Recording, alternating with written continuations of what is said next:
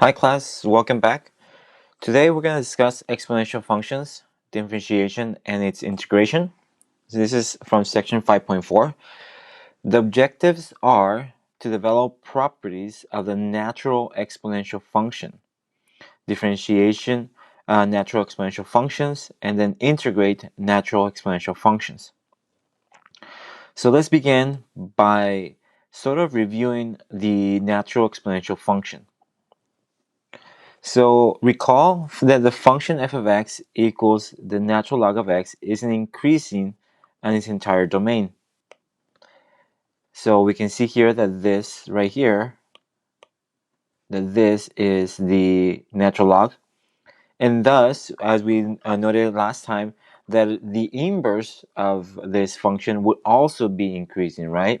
So it's also going to be increasing. So if we notice that the derivative, the inverse of this function will also be increasing.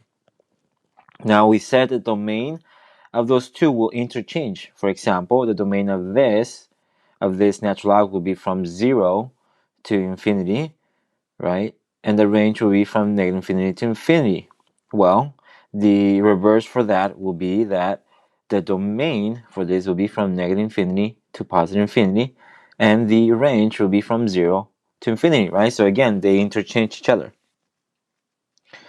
So and additionally, we know that if those two are inverse of each other, then that means that they have to undo each other, right? They have to undo each other, meaning that if you input the inverse function into f, and we know what f is natural log, and then you input the inverse, they're supposed to undo each other, getting you back x.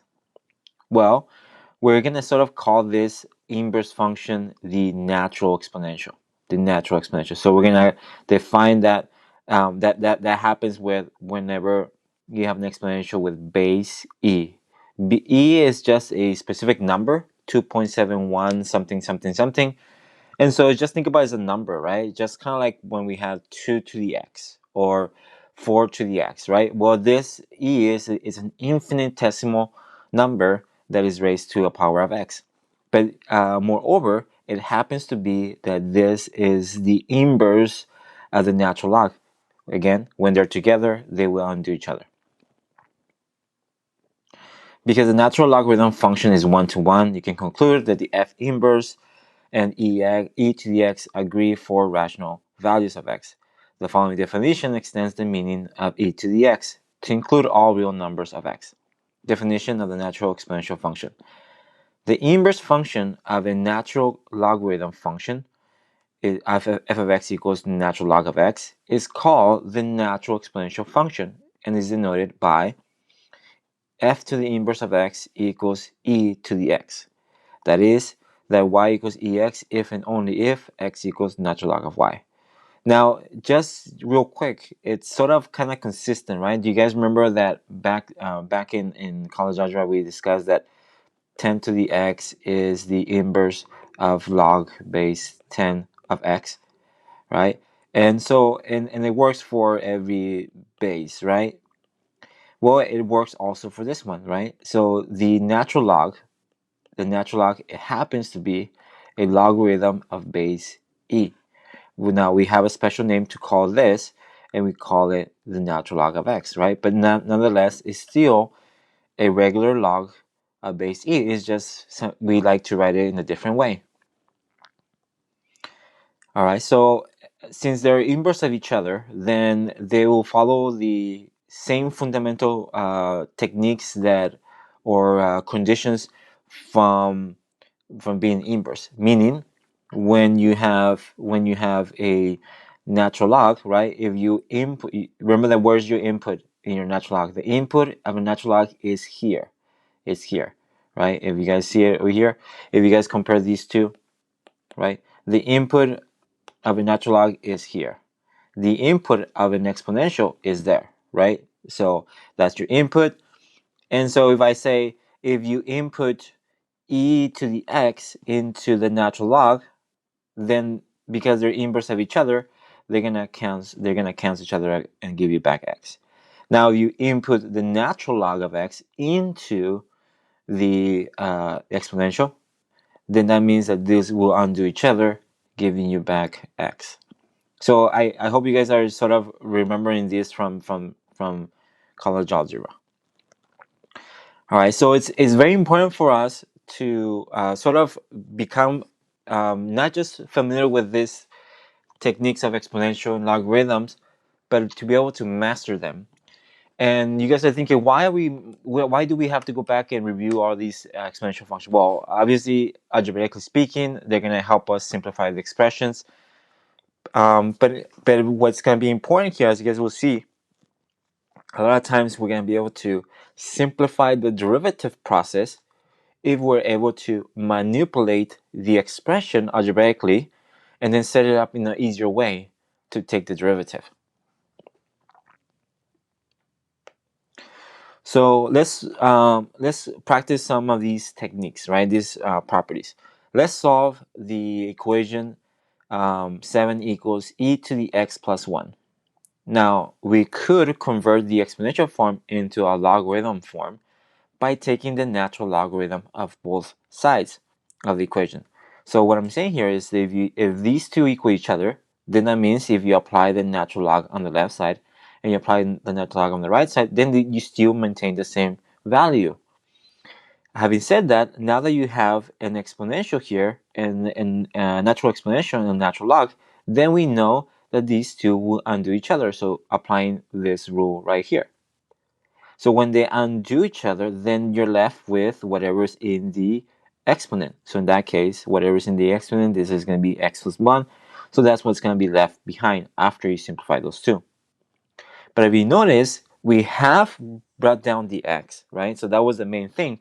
If you guys think about it, if we want to solve this, you need to get through the exponential and bring it down. So that was one way we learned how to bring down the exponential with the natural logs. Anyway, so now we have the x in its we write it down, and now we can solve for this. Now, don't get too caught up on natural log of 7. Natural log of 7 is a number. You can plug it in your calculator, and that will give you a specific number. But for the most part, actually, we prefer to leave it as natural log of 7 because that's the exact value. Now, once you put it in the calculator, then this is just an approximation. So we're going to subtract 1 on both sides, and therefore we have the x is equal to this. Now, this is the solution. This is the solution. This is the exact solution. Now, if I ask you to round your answer to 3 decimal places, then you're going to type in this in your calculator, and you're going to get an approximation number. Now, that's just if I ask you to approximate it, but most of the time, actually, we prefer to leave it as the exact value. All right, I left practice number 2 for you guys to try on your own. So try to be familiar with these rules as much as you can. And here we're going to introduce another of these rules. So theorem 5.10 states the operation with an exponential function. If we let a and b be any real numbers, then we have e to the a times e to the b. Well, remember what happens when you multiply bases. We add their exponents. And that's sort of what's going on here, right? So remember that this is still true in general, right? If I had b to the n times b to the m, this is the same thing as b to the n plus m, right? As long as you're multiplying the same basis, we add the powers. But with the same argument, we notice that if we had b to the n over b to the m, when you divide the same basis, that means you can simplify this by subtracting the powers, right? So it's happening here the same, right? As long as you have the same base, then you're gonna be able to do that. All right, so an inverse function f inverse shares the many properties that f has. So, for example, the natural exponential function inherits the following properties from the natural logarithm. The domain of the natural exponential is going to be from negative infinity to infinity, right? Which is the reverse, which is the domain of, which is the range of the natural log. And then the range of is going to be from 0 to infinity, as we mentioned before.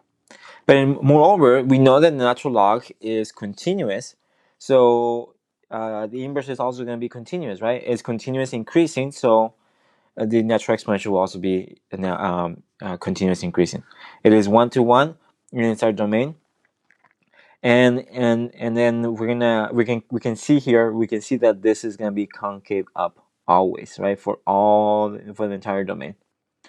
But moreover, if you guys notice, on an exponential, as x goes to infinity, the value of the function is decreasing, but it's decreasing towards and to a limit of 0. Now, if x is going to positive infinity, then you notice that the value of x is increasing, and then so therefore increasing without bound. So it's approaching infinity. So those are a few things that we want to remember, but don't need to memorize them because you can just remember the way it looks like. Every exponential looks like this, right? So let's summarize some of these properties. The domain of f of x equals the natural exponential is negative infinity to infinity, and the range is from 0 to infinity. The function e to the x is continuous, increasing on 1-to-1 on its entire domain.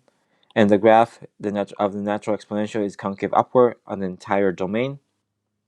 The limit as x goes to negative infinity of e to the x is 0. And the limit as x goes to positive infinity of e to the x is infinity.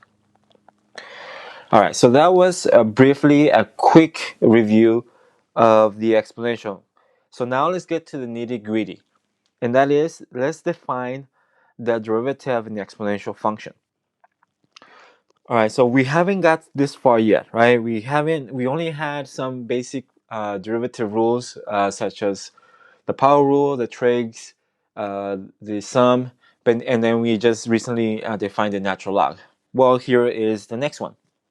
The derivative of a natural exponential function is going to be the easiest of all.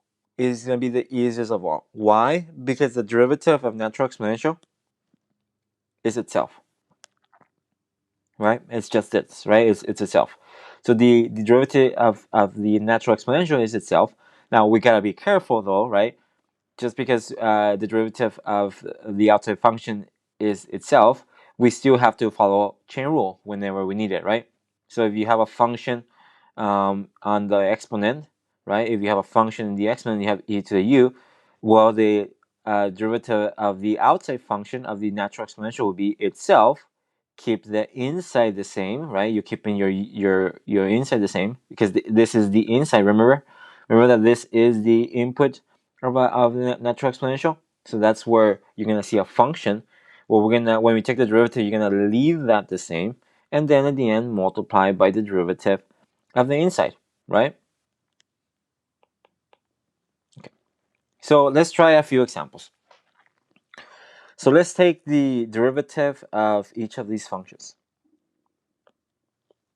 So first we have the derivative of e to the power of 2x minus 1, right? 2x minus 1 is a function, right? So you have a function inside the natural exponential. So what are we going to do? We're going to follow the rule, right? We're going to take the derivative of the outside, leave the inside the same, and then multiply by derivative of the inside. So if you guys notice over here, the derivative EU will be itself, so E, and leave the inside the same, and then we multiply by the derivative of the inside. What's the derivative of the inside? Well, 2. So multiply by 2, so that's the 2 that you see up front. Let's try another one. And maybe let's write this one. It'll be easier if we write this one like negative 3x to the negative 1. Okay, just for you guys to see it much easier. And then I'm just gonna do that derivative there. Might as well. Derivative of this will be bring down the power, so that becomes a positive 3. Subtract 1, so that gives you negative 2, so that gives you 3 over x squared. Okay, so let's go ahead and do that. The derivative of this, we see that there's a function in the exponent, so the derivative, we're going to have to use chain rule. The derivative of the outside is itself. Keep the inside the same, right? So that's your inside. And then multiply the whole thing by the derivative of the inside. So let's go ahead and do that. So this part is this part right here, right? The exponential with the same inside, and then multiply by the derivative of the inside. The derivative of this, we already have it there. That's your inside. I wrote it like that, and the derivative of that is 3 over x squared. So multiply this by 3 over x squared, and there you go. That's inside. That's in front. Now we like to put the things in front of it, but that's not a mandatory thing. We just prefer that. And then we can just multiply 3 with the exponential. We can't do anything about it, so just leave it in front of it, and then divide it by x squared. All right, so there's a few practice problems here that you guys can try to help you guys practice some of these. I tried some of these and already, and you guys will be able to see it in sort of an additional video that I'm making.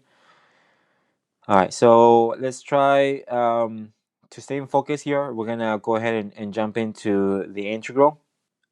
Let's find the integral of the exponential function. So the theorem 5.12 allows us to define the integration rule for the natural exponential function. And it's sort of kind of like the same concept as before. If you guys think about it, the derivative of ex is ex, right? E to the x is e to the x. So that's also going to be such a nice treat, right? The antiderivative of e to the x is going to be e to the x. Obviously, as c if this is an indefinite integral. Let's follow in the next one. We have here if u happens to be a function, right? Then you have to use u substitution, right? And so you can have the u there and the du, and then you apply the antiderivative, and then it will be itself plus c. But then you have to come back and rewrite this in terms of x. And I show that in the next example. So let's integrate the following indefinite integral. So obviously we have not just x, but we have a function. So we're going to treat that as u. So u equals 3x plus 1. And then that will give us enough information to find du. Du is going to be the derivative of this, which is derivative of this is 3 dx. So I sort of wrote it over here as well. So if you guys ignore the 1/3 and the 3, right? So we only have this and the dx. But if you notice, in order for us to be able to transform this into into terms of u, this will turn into u. So we're gonna have e to u. But then the dx is not gonna be able to turn into a du unless it has a 3 in front of it, because we know that if you multiply 3 by dx, that will automatically equal du. So what I did here is I compensated for that missing number. So I'm gonna multiply by 3, and I can do that because everything is multiplication here.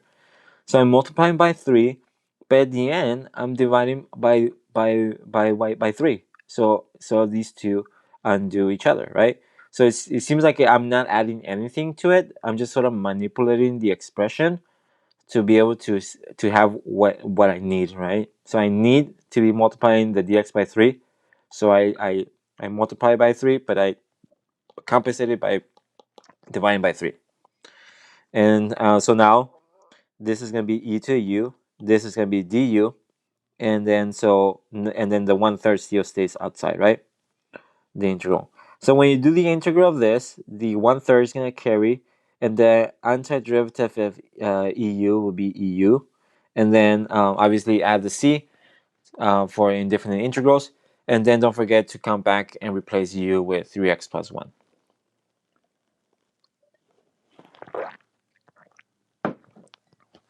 So therefore we get the integral of this would be 1/3 e to the power of 3x plus 1 plus c. All right, so there's a few more problems here that you guys can sort of practice. I tried some of these already, and there's an additional video that you guys can kind of watch that I go over some of these practice problems. All right. So the main thing that we want to get from here is become better at with natural exponentials and their properties, and understand that that's the inverse of the natural log, and know how they undo each other. Second, know how to know the derivative of the natural exponential, right? So and that's gonna be a big deal. We're gonna be using more and more of that. And then obviously be able to also know the antiderivative of the natural exponential, both by itself or when you have to use chain rule. So, all right. I hope you guys find this helpful. Please let me know if you have any questions. I'll see you guys next time.